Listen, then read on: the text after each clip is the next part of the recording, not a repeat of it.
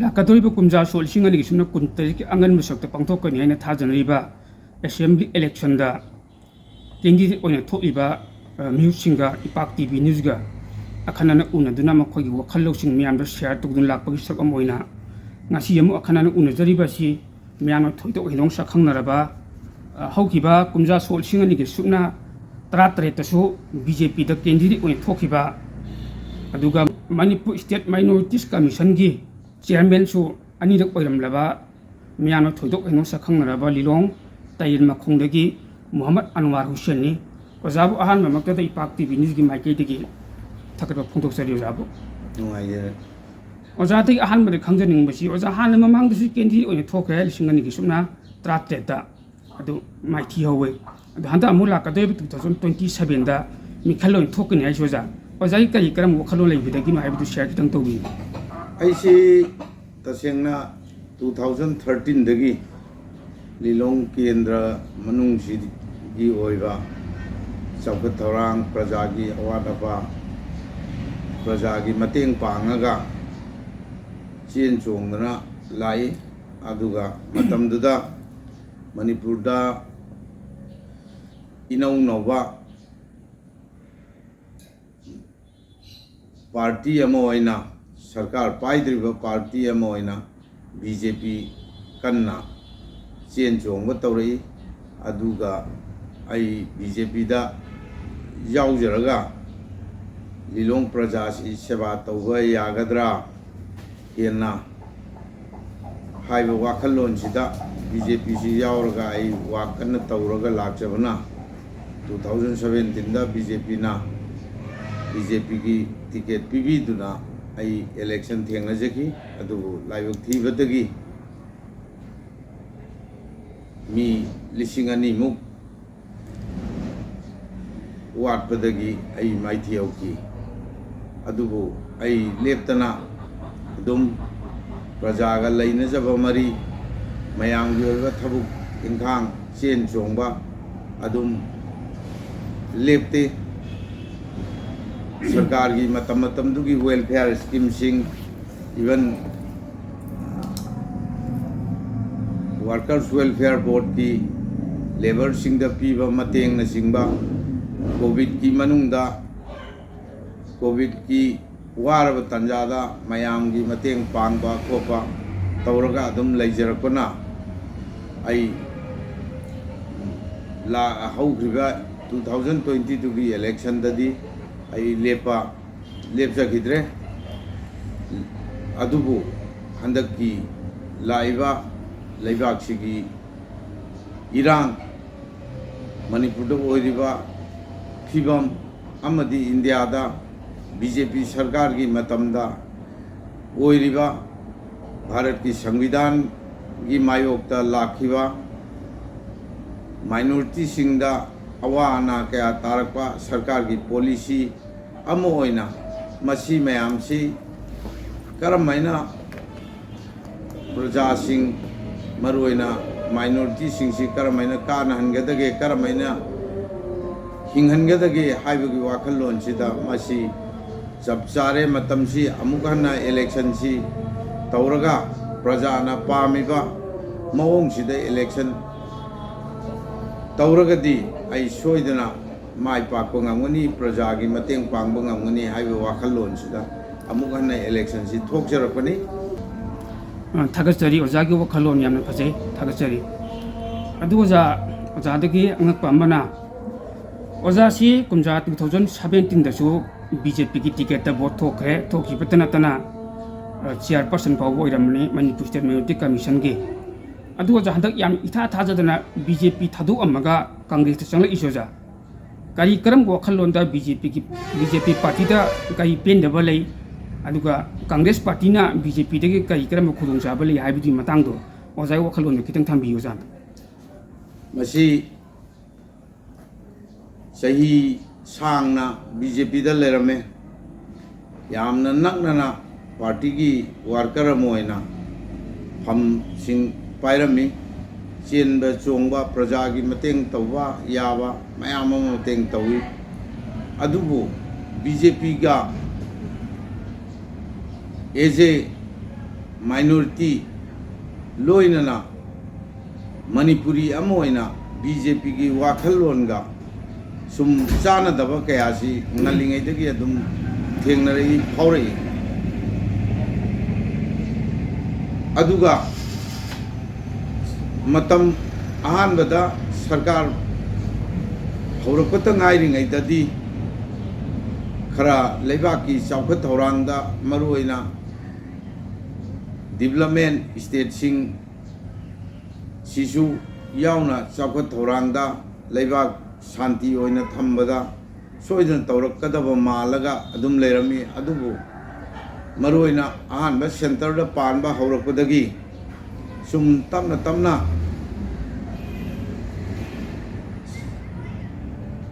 democracy अमदी Bharat की संविधान की मायोक्ता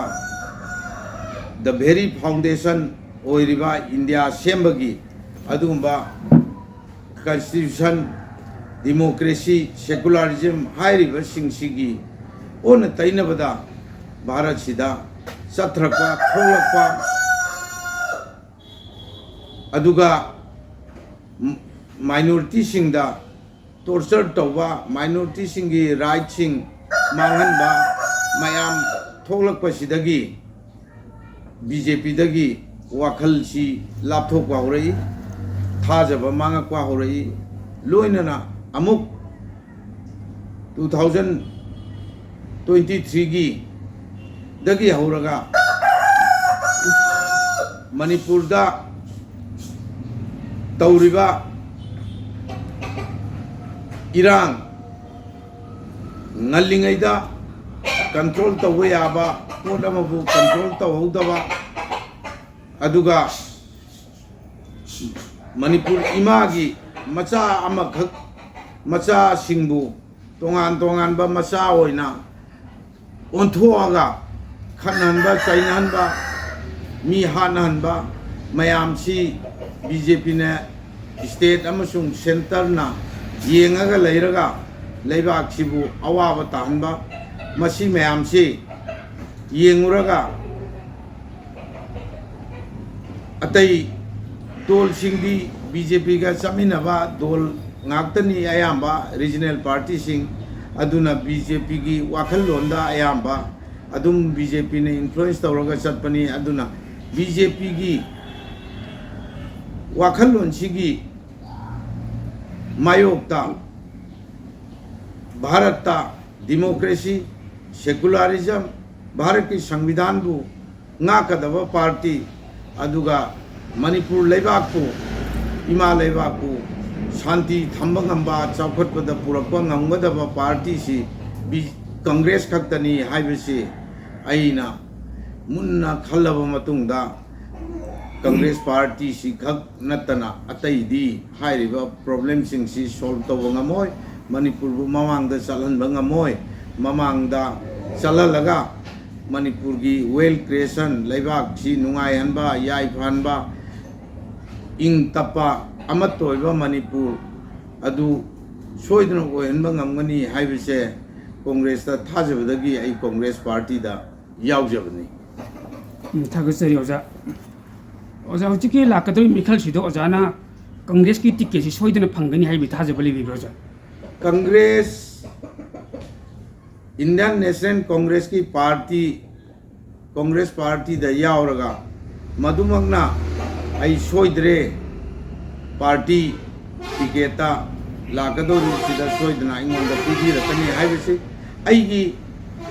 पर्सनल थाजबा बिलीफ अदुदी लई अदुबु पार्टी की टिकेट हाइबसिदी पार्टी की अथॉरिटी कमिटी अमना डिसाइड तौगदमिना मधु कमिटी की मकुत लैबा पोनी मधु आइना लेपा हौजिंगमक मधु आइना लेपगा हाइबदी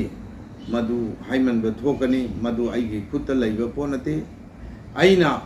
आइगी परफॉर्मेंस आइगी केंद्रदा आइना तौजरिबा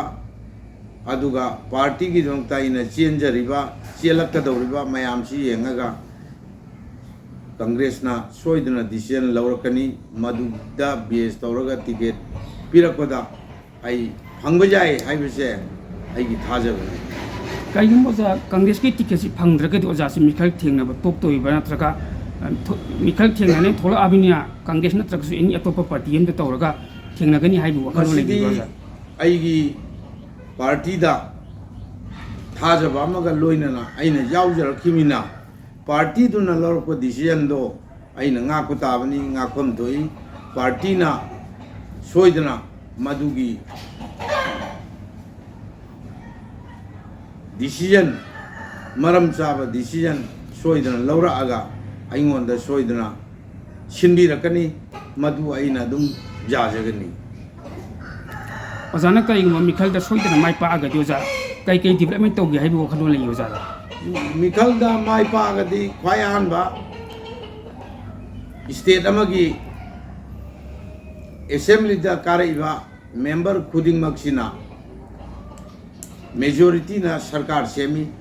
मेजॉरिटी दुदा लेरिबा council of ministers including chief minister मोइदु एग्जीक्यूटिव अथॉरिटी ने एग्जीक्यूटिव अथॉरिटी अमना तौबा याबा चौखत थौरांग भारत की संविधान की मनुंगदा सेकुलरिज्म डेमोक्रेसी बु थाजरगा तौबा याबा पीरिबा खुदिंगमक्तु तौबा अमसुंग तौहन्नबा होनबा लोइनना एमएलए अमना मागी लोकल एरिया दुगी अवाट अपासिंग पुखटपा मरम चाना सरकार द सिन्नबा हाइबा अदुगा थबुकसिंग अवाटपसिंगदो मेंशन हनबा अदुगा असेंबली दा मतिक चाबा मरम चाबा आइन सेमननबा होनबदा मतेंग पांगबा मधुसिंगदु आई सोइदना तौजगनी अदुगा स्पेशली लिलोंगाइची माइनॉरिटी नमना खुंदाबा 82% लैबा अदुगुंबा कंस्टिट्यूएंसी नि अदुना लिलोंगदा सोथना लैरिबा लंबी थोंगी इसिंगी लौ बलमनी लौ दा इसिंग फजना मतम चाना पीबा ngamdriba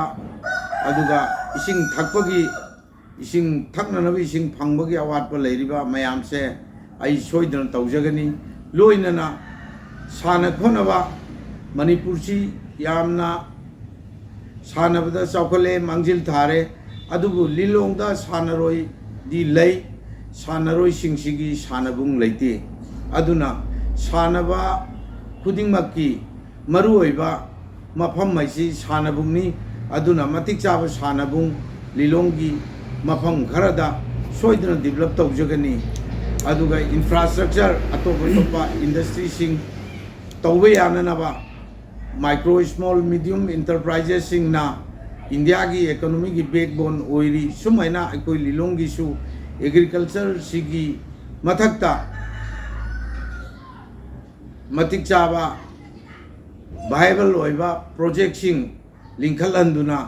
लिंखननबा मफम क्रिएट तौदुना सरकार दगी मतेंग लौरगा मोय मयामदो अखोगी लमसिगी अनएम्प्लॉयमेंट प्रॉब्लम सिंगसे सॉल्व तौननबा आई सोइदन तौजगनी थागतरी ओजा हुजिसी चटनाबी मोइना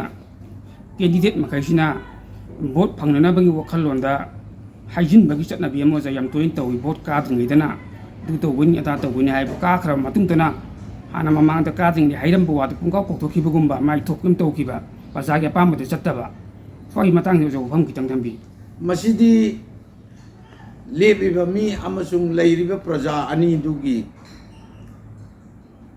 मरक्ता लैरे नंबर 1 असेंबली इलेक्शन दा भोट लेबिबा अयाम्बा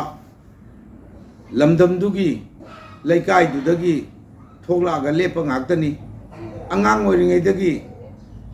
मागी कैरियर की माना चाही 35 40 50 सुरकवावदा माना तौरक माना हाइजनबरा हाइजनदबरा मागी कैरेक्टर सी करमै तौगी हाइबसे मसी अयामना खंगबा ngaktani मदुदा लीबिबा नुपादुना सगलो लमा ओंथोगा हाइबा मतमदा हेक्ता यारिबा प्रजा दुसु करीगुंबा प्रॉब्लम खरा लेरंबा याय नत्रगा आईगी मी ओय मचिन धीरसु पीनी कोना हाइगे आइजनी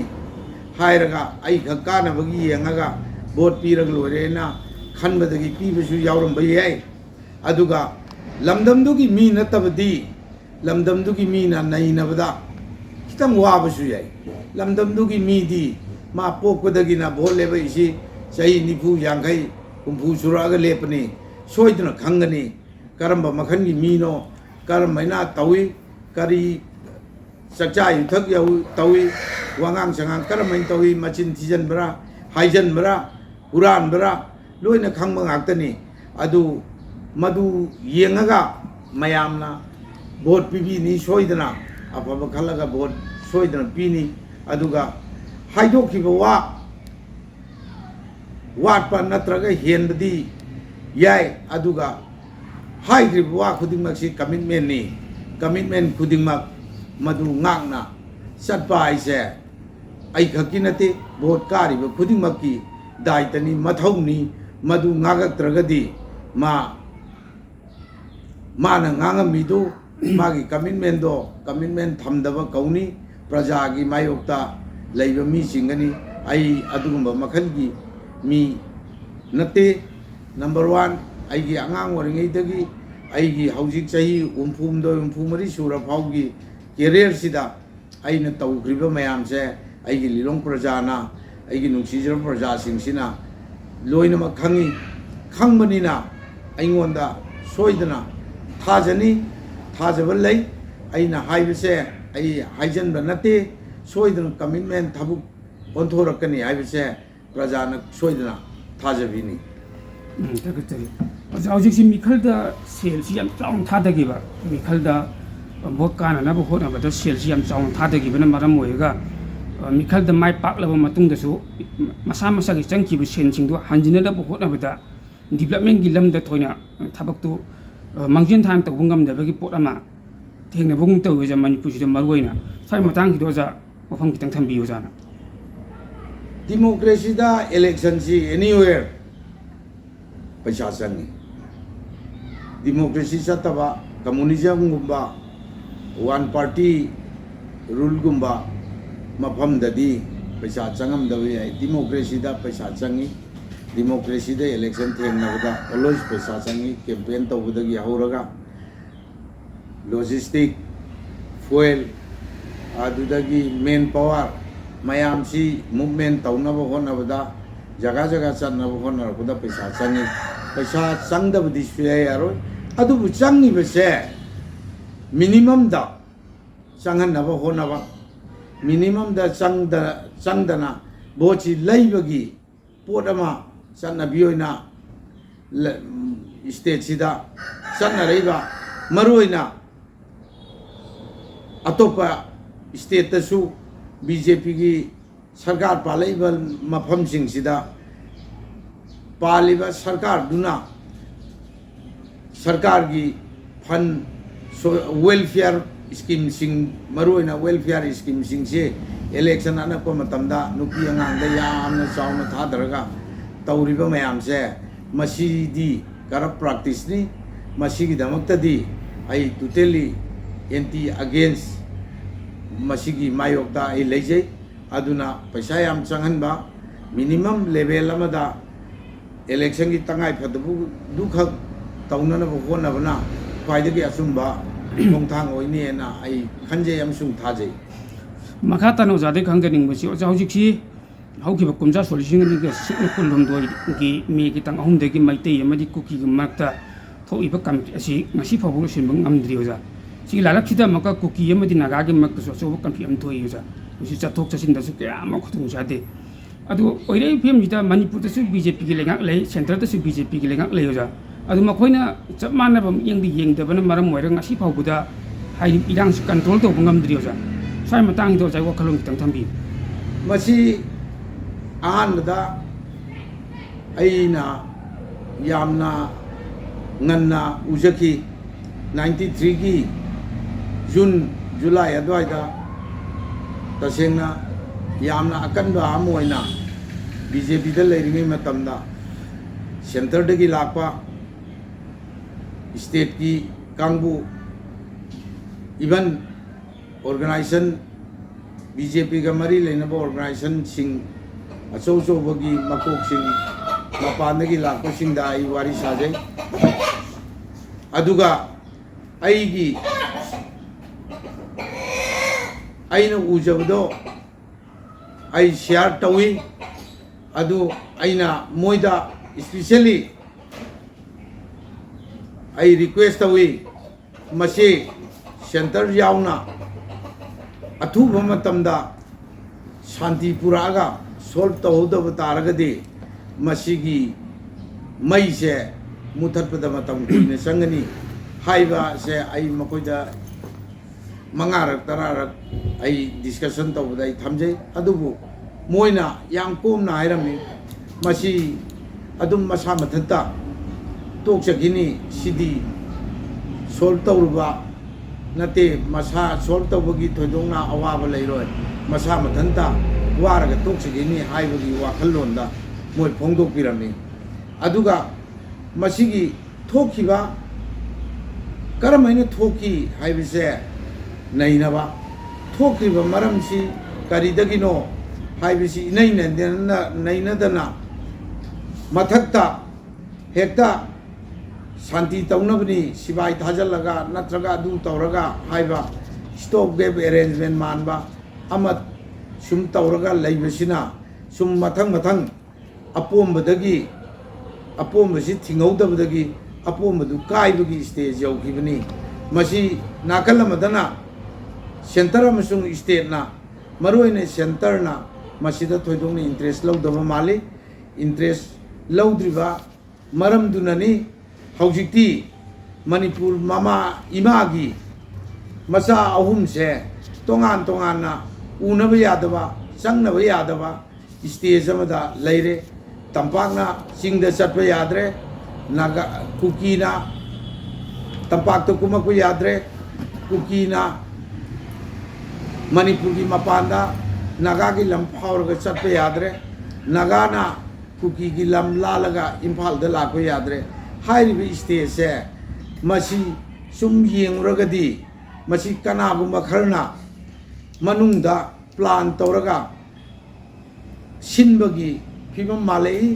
अदुगा लोइनना मसी अखोइना सुगुम्बा ट्रावल अखोगी बॉर्डर स्टेट सिदा ओइरिबा फिबम से अइना सुम खंजबदा मसी यामना खुदकनबा यामना हैसिंबा दीप स्टेट अमा सोइदना एक तौरबराइना खंजै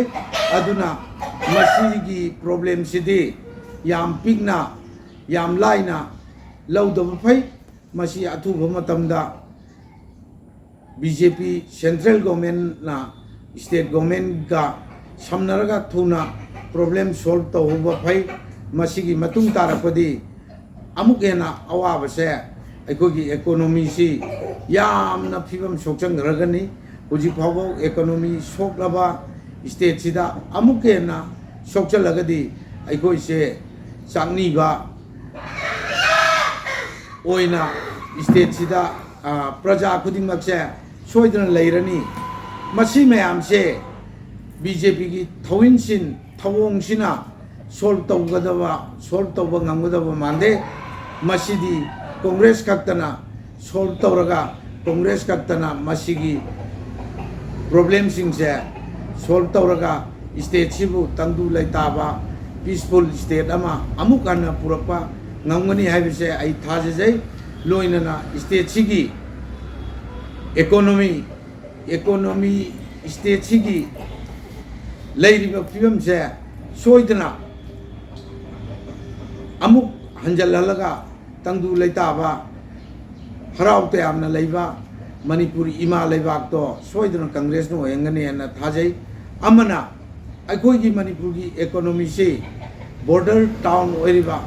मोरे की बिजनेस सिना अचौब मतें पांगी सही मदा एक्सपोर्ट इंपोर्ट की